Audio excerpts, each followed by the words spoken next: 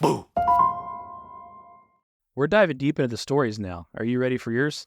I am ready. Is it deep too? It's a little bit deeper, and this one's a little more mystical. I wouldn't say that it's a scary story in the classical sense. This is more of like an eerie thing, and also kind of has a little bit of ties to the black dog. You'll see what I'm saying when I get to it. Okay, let me start the music. I saw a shapeshifter. I am hoping that by posting here, I may connect with someone who has also experienced something similar or have heard of others who experienced something similar. Here is my story.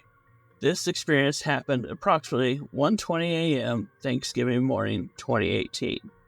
I live in Southwest Washington State and have rented a vacation home in Lincoln City, Oregon to accommodate mine and my sister's family who was flying in from Hawaii for the Thanksgiving holiday. We had all arrived at the rental around 3 p.m.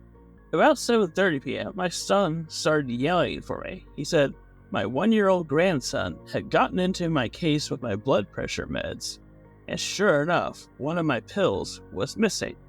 We panicked and called poison control, who told us to call 911 as soon as possible. They sent out an ambulance and took my grandson to a small hospital in the area. Staff did what they could, but told us they were not equipped for the situation, and my grandson needed to be transported to Randall's Children's Hospital in Portland, Oregon. So, on Thanksgiving Eve, a pediatric ambulance was sent from Randall's to Lincoln City, about 2.5 to 3 hour drive due to holiday traffic. It arrived around midnight to pick up my grandson. My son's wife rode in the ambulance with my grandson back to Randall's. Me and my son went back to the beach house to get diapers and clothes and started to drive to Randall's at about 12:30. Here is where we encountered something that I and my son will never forget as long as we live. We had been on the road for about an hour and had just passed the Spirit Mountain Casino on Highway 18. And we were in the area. It was all hay farmland in between Bellevue and McMittville. The road has 2 lanes only, and it's definitely a long, deserted road, especially at that hour of the night. The ride had been very emotional, as I felt extremely guilty for having packed my meds in a side pocket of a tote bag where my grandson was able to access it. I was terrified for him and crying. My son was also upset, and although he was trying to hide it, I felt he blamed me. Here's the crazy part. As we were driving, I noticed my son slightly drifting in the road. He was falling asleep. Twice I asked him if he was okay to drive and to be careful. So being that I was very concerned that he might fall asleep, I was very aware and up watching him in the road, make sure he would not fall asleep. As we were driving down this road, going about 55 miles an hour, in the distance we both saw what was at first we thought was a deer running in our lane of the road, coming straight at us. It was not a deer, but a golden-colored horse. It must have been about 250 to 300 feet away at that point. It was closing faster as we were traveling at about 55 miles an hour, as I said. As it got about 150 feet away, it leaped upwards and morphed instantly into a giant owl right before our eyes. The wingspan stretched past our lane in the road. Me and my son estimate it was about 15 feet wide. This thing was enormous. As soon as we saw that, my son yelled out, "What the fuck?" and swerved the car to the left to avoid it, and just as he did this, the owl immediately landed about 50 feet ahead of us to our right, and with a little area outside the white line, like the bike path area. The owl tucked its head and its wings into its chest as if it was scared or trying to hide. As we drove past it, I got a good look at it out my window, with its head and wings tucked in, all still came up to around the bottom of the Subaru. It seemed a little bit wider than the width of a beach ball, so it was around 3.5 feet tall, 2 feet wide. The thing was mind-blowingly big. Now, as soon as this happened, it was almost as if a trance came over us. It affected us both in the same ways. We both did not speak a word the entire rest of the drive at all, until we got to the hospital. We both lost all feelings of being tired and felt like a calm alertness and awareness took over. I never even felt the fear he would fall asleep after the encounter. The memory of the experience was crystal clear, but the curiosity and wonder, or even awe, did not hit us until driving through the same area the next afternoon after my grandson was discharged. It's like we suddenly both said, "And what the heck was that thing we saw last night?"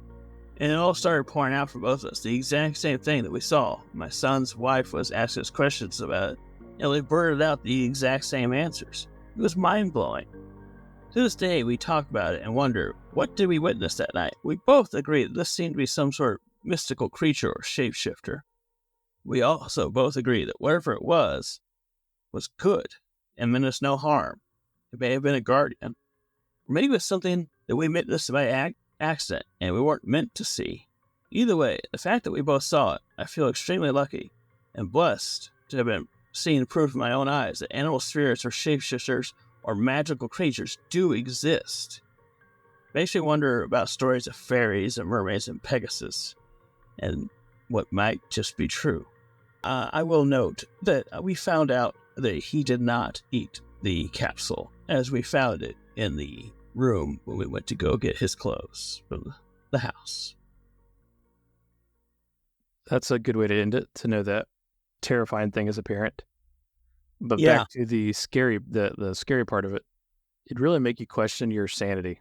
Yeah. That's a hell of a tale. Just think about that. Yeah. It's a golden horse, right? Golden horse. Then in a split second, it just transforms into an owl. A big ass owl. This reminds me of that story we talked about with the black dog, because there was also a benevolent being in that story. Yeah. And this was similar. It kind of gave them peace and made them feel better. It wasn't necessarily something evil like so many of the shapeshifter stories we tell on here. Yeah. Some theories going on in the chat here. Some good news at the end. Perhaps the spirit actually removed the capsule and returned it to the room? That was something that came to my mind, actually. It definitely felt like a guardian spirit. Where was this at? This is in Washington. No, this was in Oregon. This is in Oregon. They are from Washington State. Gotcha, yeah, same. It's not like... Not far from each other. But not skinwalker country. No. So this is a part of the country that isn't coming up in a lot of our stories. We don't have too much in the Northwest so far. So I was excited about that. But also, like, it felt peaceful. Like, it is something scary in its own right. Some sort of mystical creature that's so What large. about that? From like a symbolic standpoint, is the golden horse or the owl significant? An owl seems like something that might symbolize something. Usually it's wisdom, something ancient. Gold is, prosperity in almost every culture around the world. I don't know what this was. I should have done a little more due diligence and looked up more into that area as far as this goes, but I read this and I was filled with you get this sense of dread in the first part of the story, the part that's in the real life, of this pill going missing that could, potentially harm this child. For sure. On Thanksgiving. And I was like, this is horrifying. This is the most terrifying thing I could think of. And then you see this being, which in all other circumstances would be terrifying to see. But the way to describe it and the way it comes across, it feels more peaceful and beautiful. It has like this strange twist to this story. When I read it, I was like, there's no way I can't do this one. Yeah, this is what I gotta do. Beautiful. I got another view of beautiful, but nevertheless, I know what you're saying. The sight of it had to wake the sun up. I mean, can you imagine it? You're just driving along and all this happens. Yeah, and much like the black dog did for that fellow in that story, kept him awake. Made him aware of what he was doing, and saved him potentially. Maybe these people were about ready to crash and die. He was drifting in an area that is, 2-lane highway in the back roads. So, you're talking not a safe place to be drifting. I really don't know another explanation for it either. I'm trying to think of something I could say, but I really don't have anything for obviously there's two parts to this. They probably both weren't asleep visualizing this playing out. And then two, I don't know what else it could be that did those things. It's a really bizarre circumstances here. feels otherworldly. The whole description of it. I think it's alien. I don't know that it's alien or if it's spirit or something. I lean towards the spiritual side on this one, just because Why would you have a spirit of a horse and an owl? That's just... there are a lot of ancient forest spirits and plain spirits that... It always comes out at night. Driving down the road, kind of fair game, I guess, out in the middle of nowhere. And old cultures used to say that around midnight was when the veil was at its thinnest between the spirit realm and our realm. Late at night, sure, it makes sense that something might come out. I always hear 3 a.m. hour, like the 3 o'clock hour. Like, is that like a demonic? I've heard that too, and yeah, I believe isn't that also called the witching hour? Maybe. I don't know if I've had anything I could just say, like, this happened at 3 a.m. before. I had that one thing happen to me, but what time was it? I don't know. I think I remember the time, but yeah, the crazy story. I guess you'd have a bonding moment with your son that two of you would never forget ever. Yeah, for sure. Especially after they were certain that the kid was fine. Everyone else would think you're full of shit, though, if you told that story. I imagine they do. And the wife of the son, was asking them questions about it. But I can't imagine that they fully believed it, except for the fact that they were both giving the same answers, which is interesting. Yeah, I mean, if you're like close to them, like family, you could believe it. But like, if you just told like somebody that, I almost said, told somebody at church, told somebody in public, they'd be like, "You're full of." Well, they might not say you're full of shit at church. Well, maybe they would. I don't know. But nevertheless, they probably wouldn't believe you.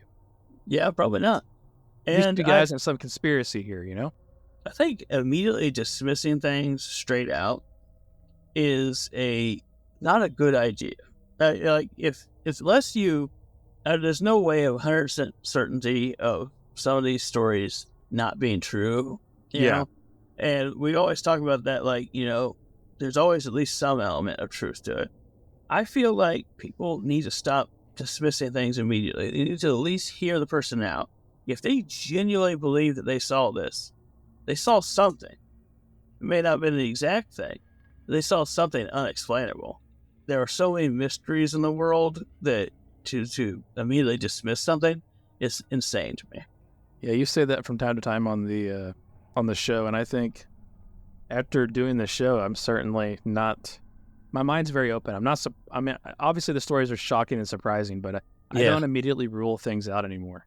There have been a few where I'm like, I think somebody was just messing with you. Yeah, there's definitely been a few. But some those of are these, also fun. Some of these, it just makes you think, like, dang, Yeah. Well, man, that was another good one. Yeah, I liked it.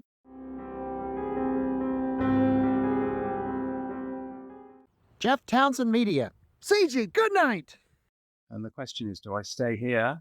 Will you be back? Are you gonna come back?